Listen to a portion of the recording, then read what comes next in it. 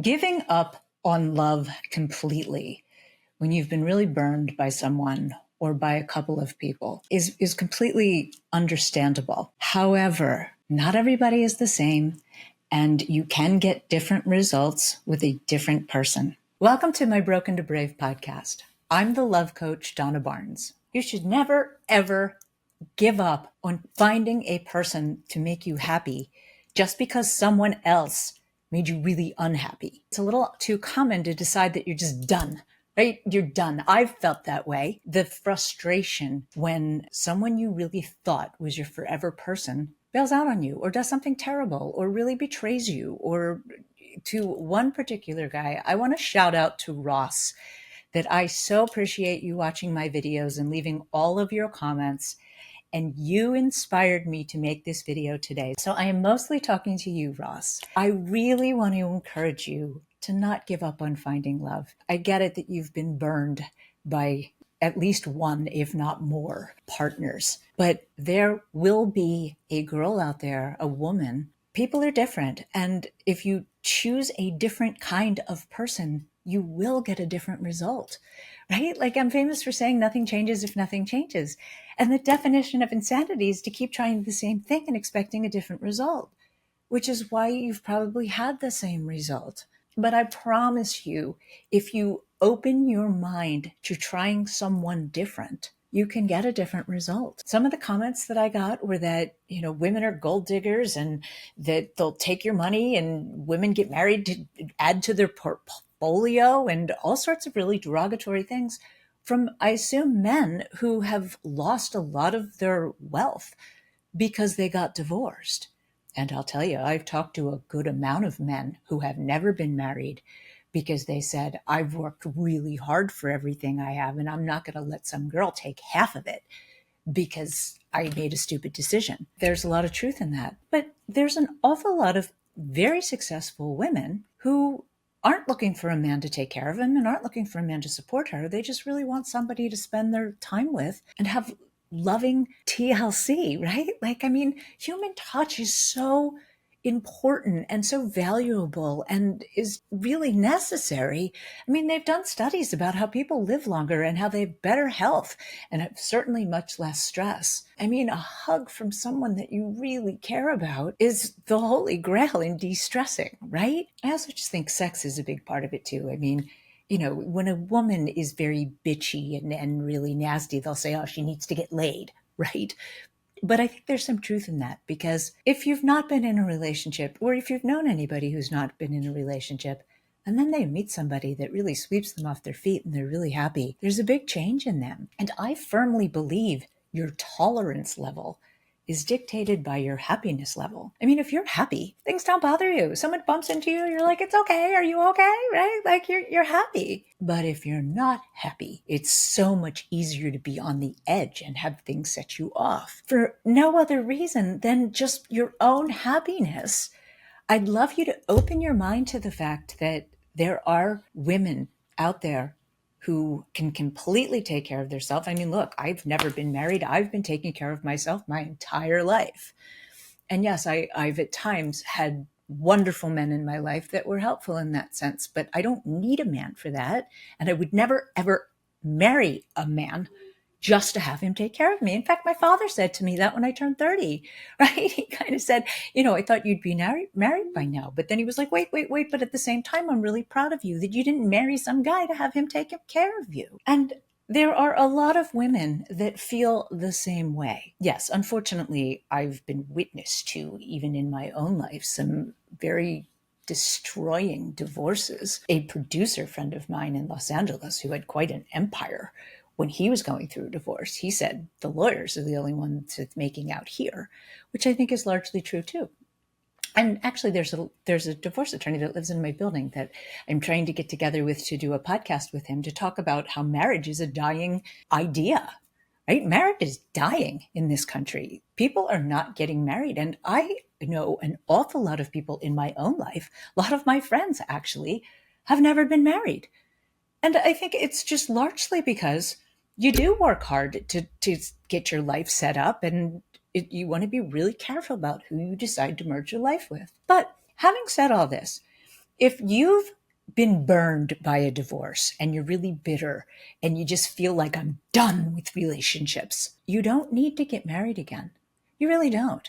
There are a lot of people, especially later in life, that have established their lives who find each other and have a wonderful time together, but have no interest in merging their finances and their full life that way. That's exceptionally common. And it's a great idea that I'd like to put in your head, that you can have a relationship with somebody and not have to marry them and not have to merge your finances with them. Just enjoy their company and have somebody to do things with, someone to go to dinner with. It at the very least is nice to have, right? Somebody besides friends. Friends are amazing and you need friends, and friends will hopefully always be there for you. But friends come and go too, right? You have different circumstances in your life and different things that you're going through. And sometimes, friends come and go, just like relationships come and go. But I think we get value from each of them. If you can look at any past relationship you've had as a growing opportunity to take the lessons from it and what you can learn from it so that you make a better choice in your next partner. I'm a big fan of writing down a list of all the personality traits of your relationships, and then start to compare the things that you kept picking over and over again. And if you do the same thing with your parents, you'll see that you're mostly picking one of your parents. And I've talked about this before. I did this exercise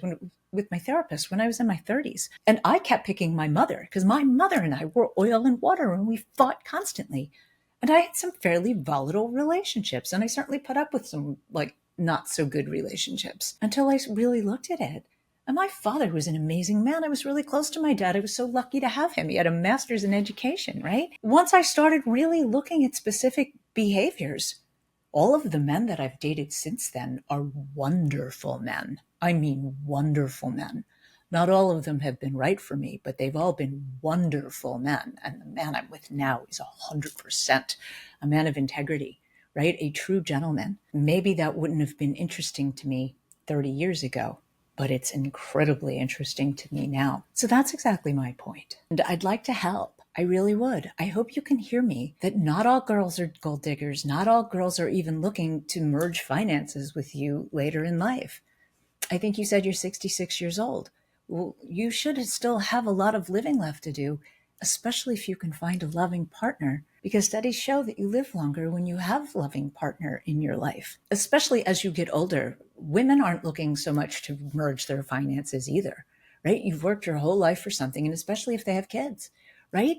Most people that have kids later in life don't get remarried again because they want to leave what they have to their kids. If you draw a boundary with any new relationship that you have, that you're not the sugar daddy, that, and you don't say it that way, right? But, you can say to them, hey, look, I really believe in being true partners, and I will pay for some things, but I'd really appreciate it if you would pay for some things, and we'll share expenses. You can set that tone. Especially like on a first date, I always tell men, if you take someone out on a date and she tries to help pay and you don't want her to pay, you can set it up and say, oh, well, no, I got this, but maybe you could get the next one. So you set the tone of you're not going to pay for all of it. Because honestly, I've had men come to me for coaching, especially in New York, that say to me, I can't afford to date. It's expensive. You go out, you spend a couple $100s to take a girl out for the night. And especially if you don't know that you're going to see each other again. And meeting for drinks, I think, is the perfect first date, because you have the option of saying, are you hungry? And staying longer if you're getting along and you're enjoying each other's company, but you didn't sign up for anything more than just drinks.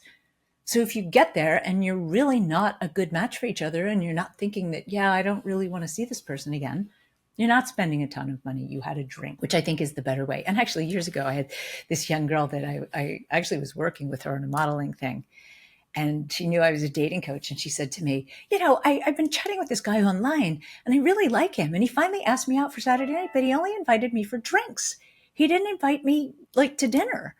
And I said, he invited you to drinks to make sure that you guys are getting along. Because she had made plans for after dinner, for after drinks. She made plans with her friends afterwards, because she was like, he only asked me to drinks. I don't want to sit home for the rest of my Saturday night. And I said, you might want to tell your friends that your plans are tentative, because if you really hit it off with this guy, he's going to ask you to have dinner. But, the norm is you ask somebody to drinks to see if you want to have dinner before you commit to that. I'm just trying to put a new thought in your head that energy is definitely contagious. And if you do have a lot of pent up anger and are projecting a negative energy, that's largely too why it's harder to get dates.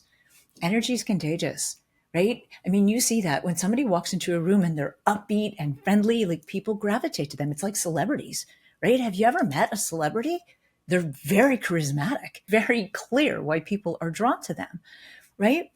But on the same tone, if somebody walks in and is really nasty or down or negative, it sucks the energy out of the room, right? It makes it quiet. People don't want to be around that. Energy is absolutely contagious. So you want to make sure that your energy is open and available and happy and not making preconceived ideas about somebody that you haven't really gotten to know yet, because there's no quicker way to turn somebody off than to have a preconceived idea about them. I mean, trust me, I've had that my entire life. Right? People underestimate me all the time. I can't even tell you, not so much now that I'm older, but when I was younger, I'd start talking to a guy, I'd talk to him for like 5 minutes and he'd go, "Oh, wow, you're smart." With the implication of like, "Oh, I assumed you weren't smart because you're blonde," right? I mean, like there's a whole host of ways that you can insult somebody without realizing you're insulting them, by making an assumption about them, right? What's that expression? When you assume, you make an ass out of you and me, right? Give somebody the benefit of the doubt when you first meet them that perhaps they are different, and allow them to show you who they are instead of deciding for them who they are before you even give them a chance to show you. There's an awful lot of wonderful, and I can tell you this as a matchmaker, women in their 60s who have taken fabulous care of themselves, who are still beautiful and would love a man to spend their time with. So I'm just encouraging you to change your thinking and to open your heart so that you can find love again, because we all deserve to be loved. And there is somebody for everybody. If you look to choose different characteristics in your next partner, you'll get a different result. And I am here for coaching, right? If you really want to talk to me, I do still coach people, and I'd love to encourage you personally. I thank you for watching. I look forward to people's comments, right? Leave me comments. It gives me good ideas of what I can make my next episodes about. Yeah, I'm here for you if you want personal coaching. Thanks for watching, and I will see you in my next episode.